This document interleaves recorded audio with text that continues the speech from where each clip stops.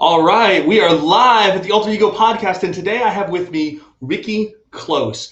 Are you the type of person who is always chasing your partner and you always feel like they're running away? Are you the guy or girl who feels like you're just waiting for that phone to ring? The person who never gets their calls or texts from her, you always get left on red. Does the fear of abandonment keep you up at night? Well, maybe you're anxiously attached. Today I have with me Rikki Cloos, the author of The Anxious Heart's Guide and the Instagram influencer behind the the Instagram of the same name. So Rikki, welcome. So thank you so much for being here today. Thanks, Nick. Thanks for having me on. So you are someone who is a little bit of an entrepreneur yourself. You've got a huge marketing background, graphic design. You've owned your own company for how long now? 10 years. 10 years. Now. If somebody had asked you 11 years ago if you would be here now, what would you have said?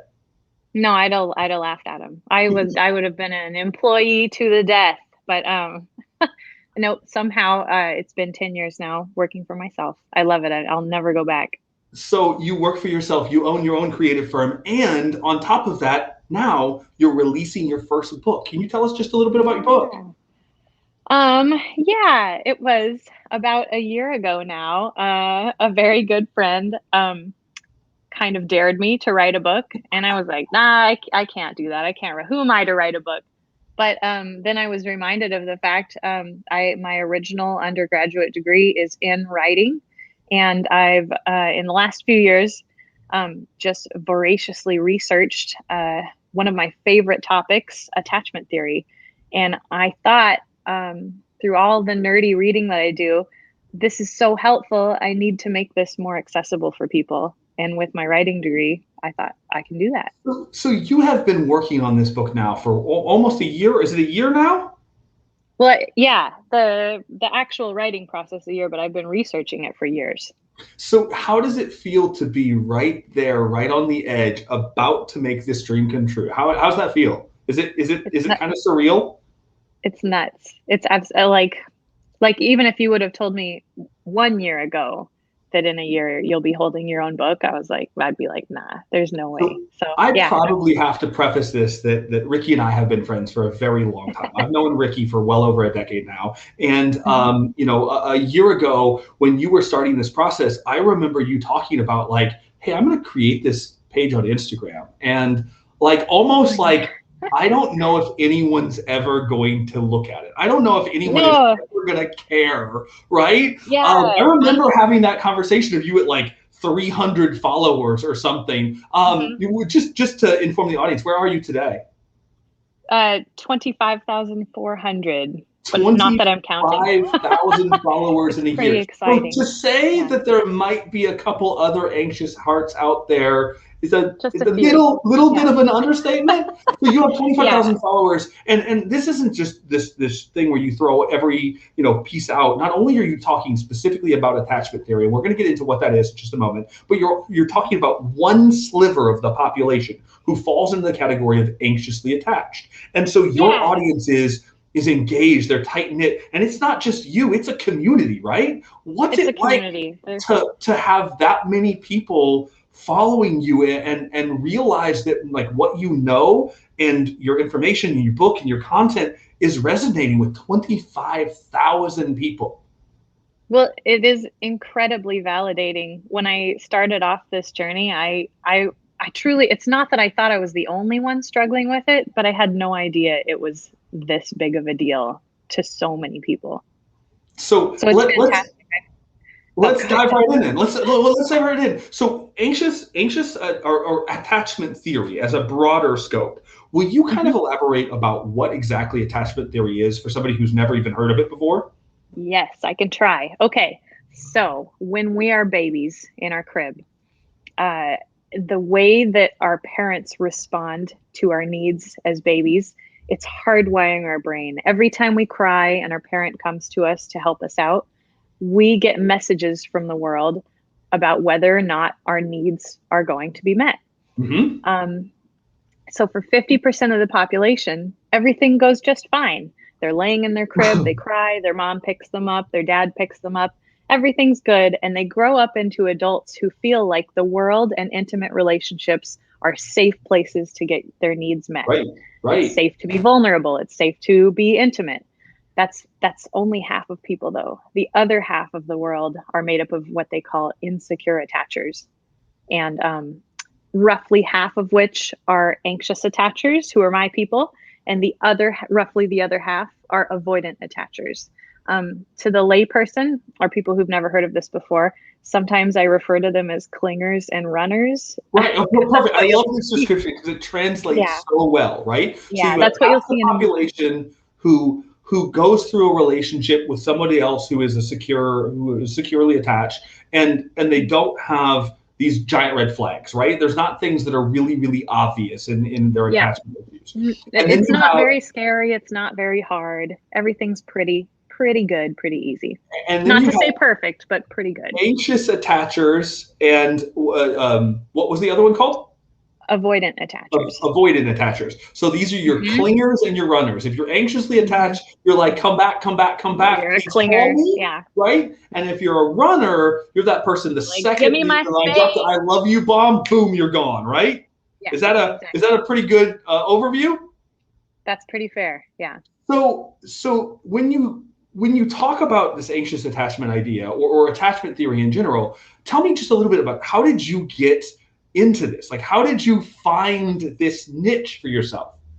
Right. Well, a few years ago, I got divorced. And that's the kind of life event that really makes you sit down and question, like, maybe I've been doing some stuff wrong. Maybe I should look at, right? To say the least. There's a little bit of anxiety, if you will, that comes with something like that. Yeah, just a tad.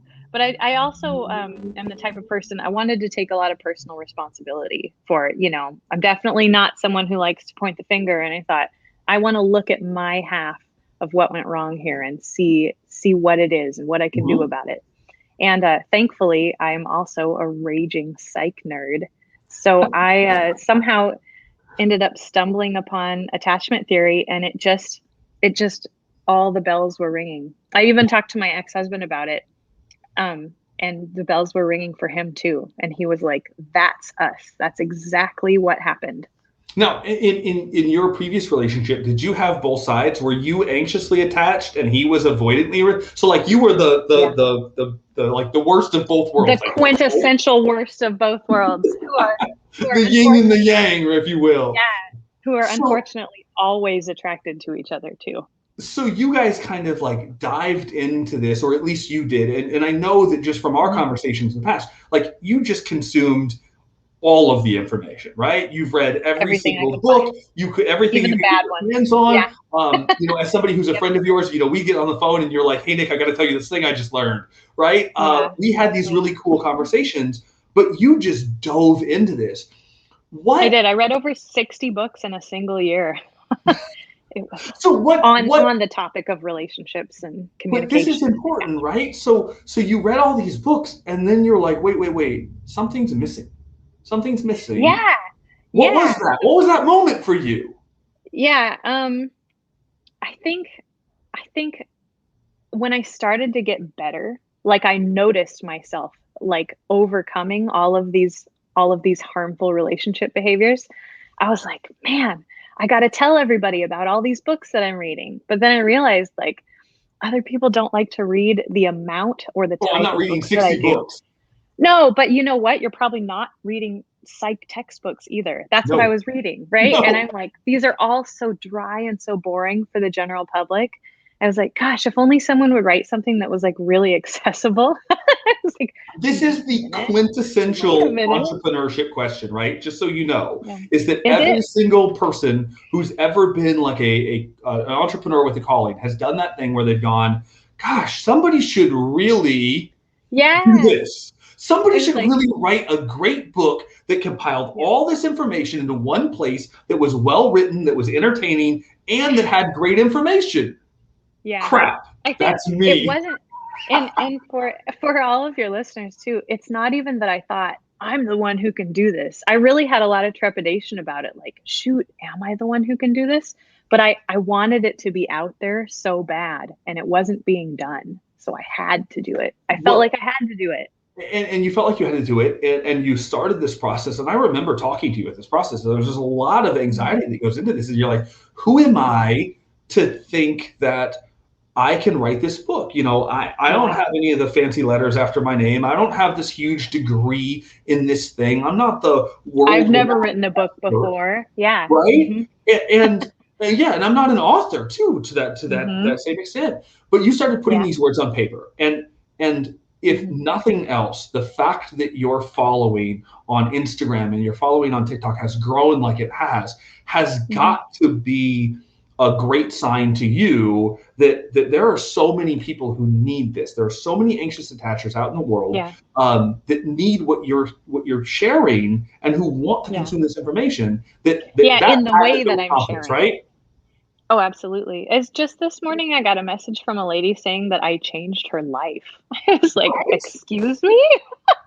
But those messages are really starting to come in with a lot of regularity, and it helps fuel my fire and combat some of that imposter syndrome that makes me feel like, why am I really doing a good thing here? No, it's necessary. I think there's 25,000 reasons you needed to write this book, and to take it one step further, you know, you and I have talked that one of my favorite people on the planet is a guy by the name of Drew Dudley, and he has a TED Talk called Everyday Leadership, and he just talks about this thing like who am I to be the one to take on this responsibility? And the question is, if you make someone's world better, one person, the whole thing was worthwhile. And I know that you and I had that conversation.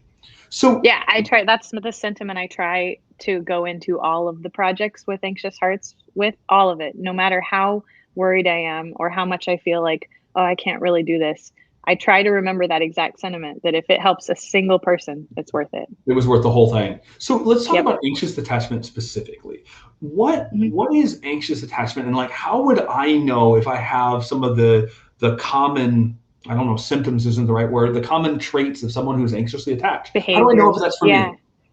Well, let's go back to the baby in the crib, right? So we know how things look for the secure attachers, the secure babies. Let's start with the avoidant babies first, just so that we don't leave them out in the cold. So the babies lying in the crib who maybe their parents are severely depressed or not particularly nurturing, those babies learn that when they cry, nothing happens. Or maybe when they cry, they get yelled at. And so that's exactly what it does. They learn, don't even cry because no one's coming. So that creates the kind of people who are fiercely independent, but so much so that relying on someone else or seeing somebody else as a safe place to land is a fearful thing for them. Okay. So then that's one half of the insecures.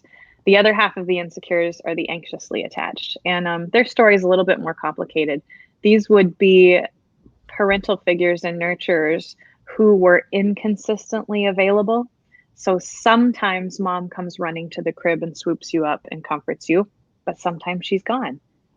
So that tells you that if you don't cry really, really loud and really, really hard to make your needs known, no one's coming.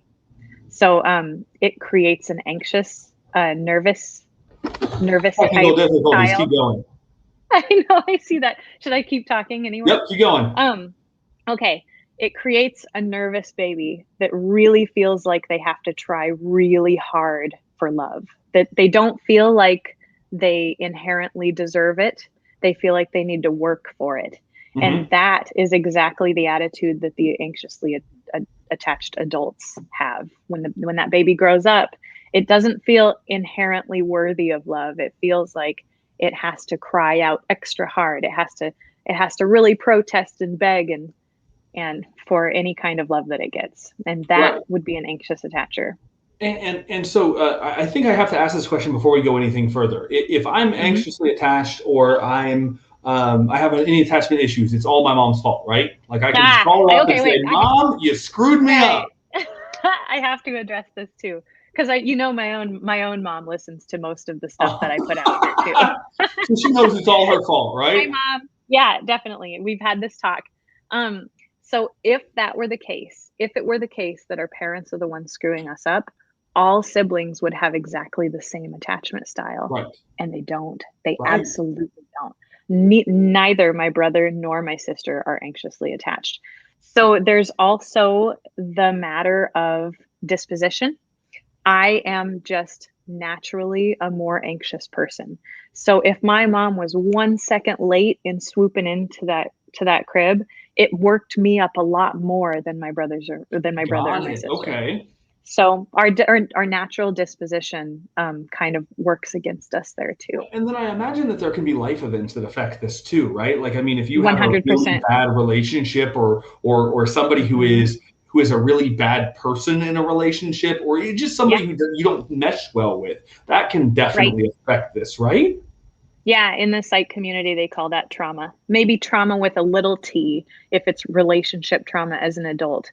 Trauma with a big T would be like physical abuse or sexual abuse, which also affect our attachment style. Yeah, I can imagine those things would all play a big factor. And so, absolutely, if I have signs of, let's say, I'm anxiously attached, or I'm avoidantly attached, right? That doesn't mean I'm screwed up for the rest of my life and I'll never have a good relationship. It just means that I need to look at the causes for that behavior and maybe employ some technique. And so you are kind of a fun success story of this, right? So you were somebody who was anxiously attached, and now I was severely anxiously attached. Well, I was going to give you the benefit of the doubt, just in case. No, let's not minimize it. On the scale, I was all the way to the end, every single bullet point. So let's just say you started off in the realm of anxiously attached, and today you would more self-identify in the securely attached, correct? Well, there's all kinds of great tests that you can take online if you're wondering about your attachment style. And when I take tests today, I test secure. Okay. And so, like, what would be some of the most common traits of, like, where you cross back and forth on that line? Like, as somebody who was anxiously attached, what's something that's really different for you now today in a relationship that wouldn't have been true a couple years ago? Well, one of the great things about the tests online is that they will throw out sentences, and you choose maybe from like a 1 to 10 scale how much you identify with that sentence, how true that is, how often you hear that sentence in your own brain. Yeah. And at the very, very anxious end, sentences like no one can ever get as close to me as I want to get to them. That previously would have been a 10 for me, and it's more like a 2 maybe. Maybe I don't feel like people care when I'm sad. Things like that. That would have been a 10. Can you maybe ground it in the real world too? Like, what are some things that are different in a relationship that you would have today versus, like, what are some, like, activities or interactions that happen with another person? Can you share? Because I think that would resonate a little bit more with somebody who's not familiar. Sure, absolutely. Maybe, for example, back in my dating days, if I sent someone a text message, if it went maybe like 10 minutes without a text back, I would start to sweat. Like, I would literally start to shake. Like, they hate me. I shouldn't have sent that. That was a terrible idea. What am I doing? I totally don't care about that now. Like, now, as a secure attacher, I know people are busy. Like, the time that it takes them to text me back has no indicator of how valuable I am or how much they like me. And it's not even a them thing in the sense that, like, they needed to text you right away. It's how you reacted to them not texting you back right away. Yes. You would manifest these giant stories in your head about all the things that were wrong because they didn't respond right away. And very likely that wasn't the case at all. You're blowing it wildly out of proportion. And so, like, and internalize it as my fault. Yeah. And that has a huge negative effect on, like, your personal happiness, right? Like, when you do that to every relationship you have, it doesn't make you a very happy. Yeah. No, absolutely. It spills over into all of our intimate relationships, not just romantic, but platonic and familial. Right. And so once you started to figure out that you were anxiously attached and that there are things that maybe you can do to mitigate some of these challenges that make that feeling of anxiousness go away, or at least quieter, how do you utilize, like, what were some of the things that you found along the way that you're like, that clicks with me? I can employ this right now and Yeah. be more secure with one sentence or one action? Was there anything that was just like that moment where it clicked, you're like, holy cow, this might work? Yeah, absolutely. In the very beginning, all the talk in the world about self-compassion and self-worth didn't even touch me. I wasn't ready for it. That's like a more advanced work. Honestly, the ground floor of building secure attachment for yourself is working on self-esteem. Mm-hmm. So turning the focus away from what other people are doing and saying and turning back to connecting with what you need for yourself, taking care of yourself, There you go. building up a confidence that you can do things in the world without needing other people's approval or reassurance.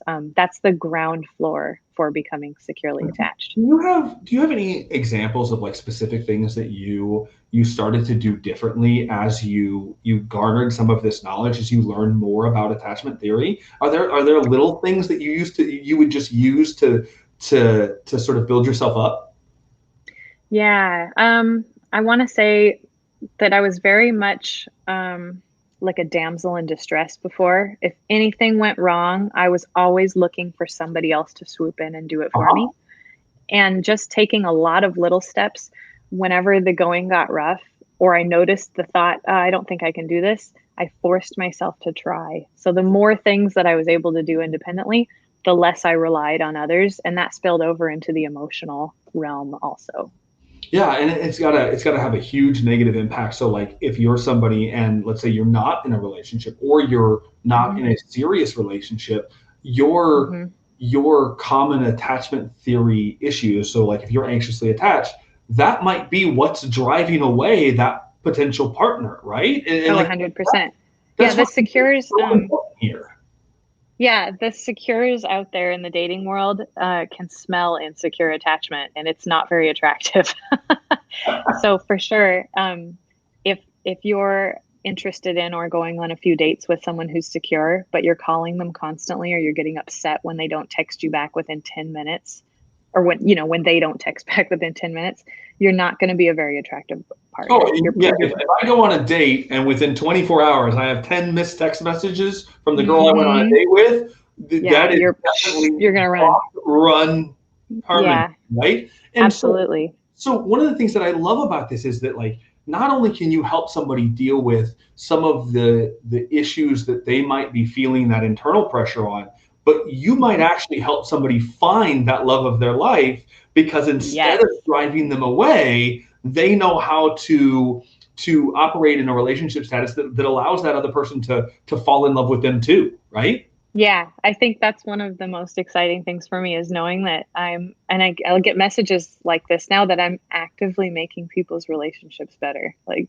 that's like that's like changing Isn't the that world for the crazy? better. Yeah, it's But great. Yeah. here's the thing that I think is my favorite part about this entire conversation is you wrote the book that you wish you would have had when you were going Yeah. through your relationship challenges, and you've put this all Yeah. together. It's in its final stages. It's getting ready to announce a release date. And I know that's big, exciting news. Still top Okay. secret, but it's coming. Yeah. If I'm somebody who this resonates with, and I'm like, holy cow, that's me. I'm anxiously attached. Mhm. I've read other books. I've followed other people. I just haven't found the person yet who can help me or the book yet that can help me. I feel Mhm. lost. One, Rikki, your book is coming up soon. And two, Yes. you give this information away for free every single day, right?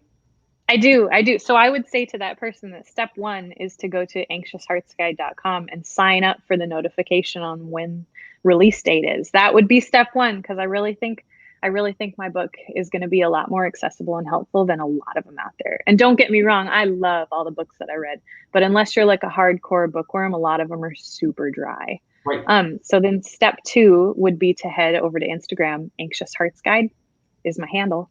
And every day I'm still continuing my research.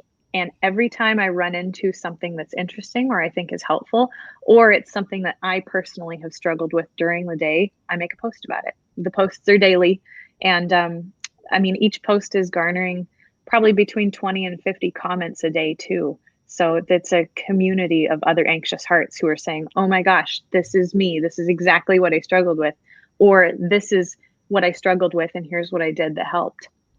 it's wonderful to see. I have to jump in and throw this hat in here real quick because Rikki, you are a phenomenal writer. I can personally attest, not only are you a phenomenal writer, but you're incredibly engaging. You're somebody who knows how to have that conversational tone while still including the information. I have not read the whole book yet. I'm waiting just like the rest of you, but I promise I will have an autographed copy. That's coming. It's coming. Yeah. Really, Rikki is one of the most giving people I've ever met in my life. And when you look at her Instagram, you can see that this isn't like, these aren't teasers for the book. This isn't like the promotional crap that you see somewhere else. They're not light and fluffy posts. They're deep dives into great information that can help you. And if you like bite-sized chunks of useful information, this is something that you need to be following. If you go follow the Anxious Hearts Guide and it even kind of resonates with you, I would highly encourage you to sign up for the notifications of the book. I think that this book is going to be a game changer, and I have a feeling that it's going to be the first of many. It will, absolutely. I've already got the next one planned. I've already writing it in my head. One more time, give me your website. It's anxiousheartsguide.com. Anxiousheartsguide.com. And then if you want to find Rikki on Instagram, it's at Anxious Hearts Guide. Anxious Hearts Guide. Check it out. Rikki, thank you so much for being here today. I cannot tell you thank you enough for diving back in, and I can't wait to see your books knock the top off the charts here. Thanks, Nick. Me too. All right. Thanks again. Bye.